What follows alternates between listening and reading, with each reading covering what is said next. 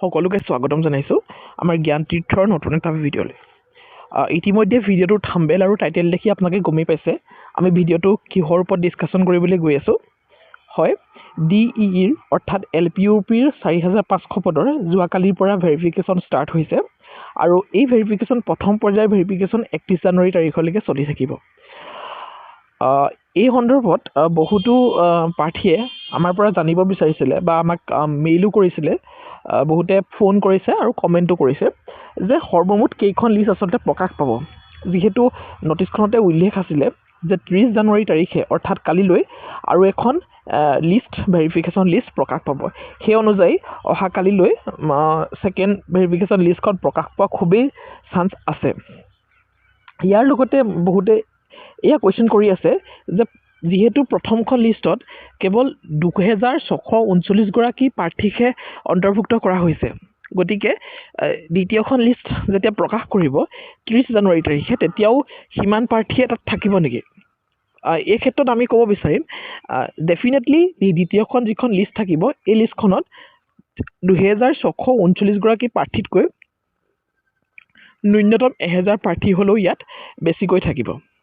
ঠিক আছে, কাৰণ এই দ্বিতীয় পৰ্যায়ৰ ভেৰিফিকেশ্যনটো 6 ফেব্ৰুৱাৰী তাৰিখলৈকে চলি যাব। ঠিক আছে, গতিকে হাতত সময় আছে। গতিকে আৰু এদিনত প্ৰায় 450 গৰাকী প্ৰাৰ্থীক তেওঁলোকে ভেৰিফিকেশ্যনৰ কাৰণে মাতিছে। ঠিক আছে, নেক্সট এই সন্দৰ্ভত তেওঁলোকৰ অফিচিয়েল ডাটাও আছে, গতিকে সেইসমূহো আপোনালোকক দেখাই দিম। ইয়াৰ লগতে বহুতে সুধিব বিচাৰিছিলে NIS প্ৰাৰ্থীসকলৰ ক্ষেত্ৰত তেওঁলোকৰ স্থিতি কি। এই গোটেই সন্দৰ্ভত আমি ভিডিঅ'টোত আলোচনা কৰিম। তাৰ আগতে তেওঁলোকে অফিচিয়েলি এটা ডাটা আমাৰ আগত পাব্লিছ কৰিছিলে, জনসাধাৰণৰ আগত পাব্লিছ কৰিছিলে। তো সেই সম্পৰ্কে আমি চাই লওঁ, এটা সৰু ক্লিপ চাই লওঁ। হয়, আপোনালোকে দেখা পাইছে যে আজিৰ পৰা আমাৰ নথিপত্ৰ পৰীক্ষণৰ প্ৰথম দিন আৰম্ভ হৈছে আৰু এইটো আমাৰ দুটা পৰ্যায়ত হ'ব। প্ৰথম পৰ্যায়ৰ লিষ্টখন ইতিমধ্যে আমাৰ ৱেবছাইটত পাব্লিছ হৈছে আৰু সেই মৰ্মে আমাৰ আজি প্ৰথম দিন আৰু প্ৰথম দিনত আমাৰ প্ৰায় 480 মান কেণ্ডিডেট আছে। তেওঁলোকৰ ডকুমেণ্টছসমূহ পৰীক্ষা কৰি থকা হৈছে। মানে ডকুমেণ্ট ভেৰিফিকেশ্যনৰ ক্ষেত্ৰত দুখন লিষ্ট ওলাব। এতিয়াতো প্ৰথম লিষ্টখন অলৰেডি পাব্লিছ হৈ গ'ল আৰু প্ৰথম লিষ্টখনত 2639 কেণ্ডিডেট আছে আৰু ঠিক সেইদৰে ছেকেণ্ড লিষ্ট এখনো ওলাব। সেই লিষ্টখন আপোনাৰ 30 তাৰিখে ওলোৱাৰ সম্ভাৱনা আছে। হয়, যদি তেওঁলোকক আমি ছেকেণ্ড চান্স দিব বিচাৰোঁ সেই গোটেইখিনি প্ৰক্ৰিয়া কিন্তু আমি 6 তাৰিখৰ ভিতৰতে কমপ্লিট কৰিম। গতিকে সেইটো আমাৰ বিবেচনাধীন হৈ আছে। সেইটো আমাৰ ওপৰৰ আমাৰ কৰ্তৃপক্ষৰ লগত আলোচনা কৰি সেই মৰ্মে আমি সিদ্ধান্ত ল'ম। হয়, আমাৰ ভেৰিফিকেশ্যনটোতো 6 তাৰিখৰ ভিতৰত কমপ্লিট হৈ যাব। 6 ফেব্ৰুৱাৰীৰ ভিতৰত আমাৰ কমপ্লিট হৈ যাব। হয়, তাৰপিছতে আমি বাকীখিনিৰ কাৰণে আগবাঢ়িম। NISৰ ক্ষেত্ৰত আমাৰ যিসকলে ইন ছাৰ্ভিচত তেওঁলোকে DLEDটো কৰিছিল তেওঁলোকৰ কাৰণে আমি কেইটামান চেকলিষ্ট এখন আছিলে, তাতে কিছুমান ডকুমেণ্ট তেওঁলোকৰ কাৰণে আমি নিৰ্ধাৰণ কৰি দিছিলোঁ। সেইসমূহ ডকুমেণ্টছ আমি ইয়াতে পৰীক্ষা কৰা হৈছে। সেই ডকুমেণ্টছসমূহ তেওঁলোকৰ থাকিব লাগিব। হয়, NIS যিটো আমাৰ 18 মান্থছৰ কোৰ্চ আছিল সেইটো অনলি ডিজাইন কৰা হৈছিল ইন ছাৰ্ভিচ কেণ্ডিডেটৰ কাৰণে। গতিকে ইন ছাৰ্ভিচ থাকিবই তেওঁলোক। ইয়াতে দেখিলে আপোনালোকে DEEৰ জইণ্ট ডিৰেক্টৰ, তো তেখেতে খুব সুন্দৰভাৱে আচলতে স্পষ্টকৈ কথাখিনি উল্লেখ কৰিছে যে ভেৰিফিকেশ্যন লিষ্ট কেৱল দুখনেই প্ৰকাশ পাব। অৰ্থাৎ 26 জানুৱাৰী তাৰিখে যিখন ভেৰিফিকেশ্যন লিষ্ট প্ৰকাশ পালে সেইখন আছিলে প্ৰথম ভেৰিফিকেশ্যন লিষ্ট। অৰ্থাৎ প্ৰথম পৰ্যায়ৰ ভেৰিফিকেশ্যন ইতিমধ্যে হৈ আছে আৰু দ্বিতীয় পৰ্যায়ৰ ভেৰিফিকেশ্যন লিষ্টখন অহা কালিলৈ অৰ্থাৎ 30 জানুৱাৰী তাৰিখে পাব্লিছ কৰাৰ খুবেই সম্ভাৱনা আছে। গতিকে অহা কালিলৈকে অপেক্ষা কৰক। ডেফিনেটলি আপোনালোকৰ নামসমূহ অহা কালিলৈ লিষ্টত ডেফিনেটলি অন্তৰ্ভুক্ত থাকিব যিসকলৰ এতিয়ালৈকে অহা নাই। আৰু তাৰ পাছত কিন্তু ভেৰিফিকেশ্যন লিষ্ট নাহে। তেওঁ এয়া স্পষ্টকৈ কৈছে, তেওঁ নাহে বুলি কোৱা নাই, কিন্তু তেওঁৰ কথাৰ পৰা এয়া স্পষ্ট হৈছে যে কেৱল দুখনেই ভেৰিফিকেশ্যন লিষ্ট প্ৰকাশ পাব। এতিয়া বুজি পালে আপোনালোকে। গতিকে অহা কালিলৈ যিখন ভেৰিফিকেশ্যন লিষ্ট ওলাব আশা কৰোঁ আপোনালোকৰ নামসমূহ তাতে অন্তৰ্ভুক্ত থাকে। ইয়াৰ পাছতে তেওঁ NIS প্ৰাৰ্থীসকলৰ প্ৰসংগতো দুই এটা কথা উল্লেখ কৰিছে। তেওঁ কৈছে যে NIS যিসকল প্ৰাৰ্থী আছে তো সেই প্ৰাৰ্থীসকলৰ ক্ষেত্ৰত বহুতে আচলতে বহুত কথা কৈ থাকে, কিন্তু সেই NIS প্ৰাৰ্থীসকলৰ ক্ষেত্ৰত তেওঁলোকে এখন চেকলিষ্ট প্ৰদান কৰিছিলে। সেই চেকলিষ্টখন যদি আপোনালোকে নাই পোৱা আমাক কমেণ্ট কৰিব, ডেফিনেটলি আমি সহায় কৰিম। সেই চেকলিষ্টখনৰ অধীনত যদি আপোনালোকৰ যি চাৰ্টিফিকেটৰ কথা কোৱা আছে গতিকে সেই চাৰ্টিফিকেটখিনি যদি আছে তেতিয়াহ'লে তেওঁলোকৰ একো প্ৰব্লেম নাই আৰু তেওঁলোকে এইটো উল্লেখ কৰিছে যে NIS প্ৰাৰ্থীসকলৰ ক্ষেত্ৰত যিটো NIS DLED আছিলে 18মহীয়া DLED এই DLEDটো ইন ছাৰ্ভিচ টিচাৰসকলৰ কাৰণে ডিজাইন কৰা হৈছিলে গতিকে সেই ইন ছাৰ্ভিচ টিচাৰসকলে যিহেতু এই DLEDটো কৰিছিলে গতিকে তেওঁলোকৰ সেই ডকুমেণ্টসমূহ তেওঁলোকৰ হাতত ডেফিনেটলি মজুত থাকিব আৰু যদি মজুত আছে তেতিয়াহ'লে ডেফিনেটলি তেওঁলোকৰ একো প্ৰব্লেম নহয় এই কথাটো তেওঁ স্পষ্টকৈ ক'ব বিচাৰিছে নহয় জানো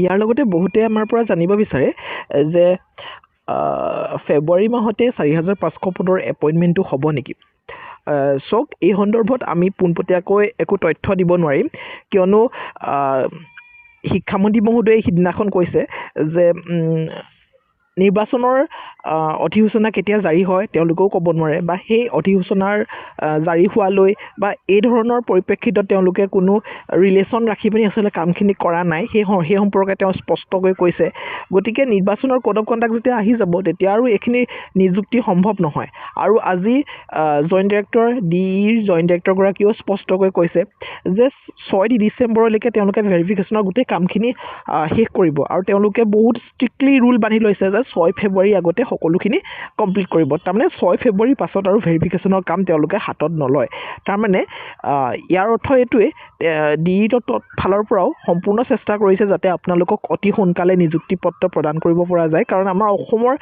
শিক্ষা ব্যৱস্থাত যথেষ্ট শিক্ষকৰ বৰ্তমান প্ৰয়োজন হৈ আছে গতিকে এইটো খুবেই চান্স আছে কাৰণ 6 ফেব্ৰুৱাৰী তাৰিখলৈকে যেতিয়া আপোনালোকৰ ভেৰিফিকেশ্যন শেষ হৈ যাব তাৰ পাছত আপোনালোকৰ বহুত কাম নাথাকে DEৰ হাতত তাৰ পাছতে আপোনালোকৰ এখন মেৰিট লিষ্টখন প্ৰকাশ কৰিব যিখন ফাইনেল মেৰিট লিষ্ট হ'ব আৰু হয়তো সেইখন প্ৰকাশ কৰোঁতে 24 ফেব্ৰুৱাৰী মান পাই যাবগৈ কাৰণ অলপ সেইখিনি মিলাবলগীয়া থাকে কাৰণ ৰিজাৰ্ভেশ্যনৰ কথাও বহুতখিনি থাকে গতিকে সেই তেতিয়া 24 ফেব্ৰুৱাৰীৰ ভিতৰত আপোনালোকৰ হয়তো মেৰিট লিষ্টখন আহি যাব পাৰে যদিহে কামখিনি ভাল ধৰণে কৰিব পাৰে তাৰ পাছতে 24 ফেব্ৰুৱাৰীৰ পাছতে আপোনালোকৰ এপইণ্টমেণ্টসমূহ খুব জলদি দি দিব পাৰিব যদি তেওঁলোকে চেষ্টা কৰে কিন্তু তাৰ আগতে যদি নিৰ্বাচনৰ অধিসূচনা জাৰি হয় ডেফিনেটলি এইটো সম্ভৱ নহয় গতিকে এইটো চৰকাৰৰ ওপৰতে সম্পূৰ্ণ নিৰ্ভৰ কৰিব কাৰণ 6 ফেব্ৰুৱাৰীলৈকে তেওঁলোকৰ কামবোৰ অলৰেডি হৈ যাব আৰু চৰকাৰে যদি গ্ৰীণ ছিগনেল দি দিয়ে ডেফিনেটলি মেৰিট লিষ্টখন বনাওঁতে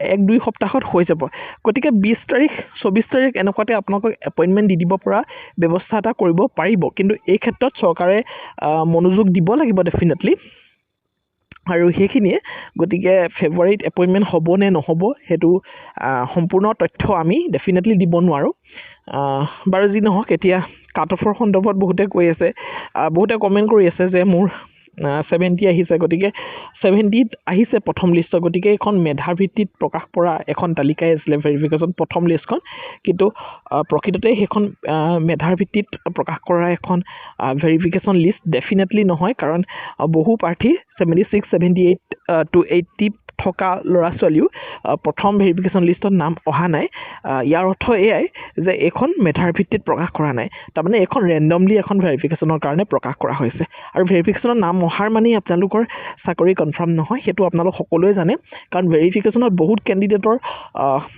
যিকোনো ধৰণৰ ডকুমেণ্টছ বা কিবা এনেকুৱা ধৰণৰ প্ৰব্লেমৰ কাৰণে তেওঁলোকৰ বহুতৰ ৰিজেক্টো হৈ যায় অৱশ্যে ৰিজেক্ট হোৱাৰ চান্সেছ খুব কম থাকে কাৰণ ডকুমেণ্ট সকলোৰে থাকেই বাৰু যি নহওক আপোনালোকে অহাকালিলৈকে অপেক্ষা কৰক তো ডেফিনেটলি যিসকলৰ নাম নাই অহা তেওঁলোকৰ নাম আহিব আৰু আপোনালোকৰ যদি মাৰ্কছ ভাল আছে 68 to 65 এবভ তো ডেফিনেটলি আপোনালোকৰ ফাইনেল লিষ্টত নাম আহিব ঠিক আছে তো ভিডিঅ'টো ইমানেই আছিলে সৰু এটা জাষ্ট ইনফৰ্মেটিভ ভিডিঅ' মই ভাবিছোঁ ভিডিঅ'টো আপোনালোকক হেল্প কৰিব কাৰণ অকণমান তথ্য দিবলৈ চেষ্টা কৰিছোঁ কাৰণ বহুতে কমেণ্ট আৰু মেইলৰ যোগেদি আমাক এইখিনি প্ৰশ্ন সুধি আছিলে তো thank you so' much see in the next video'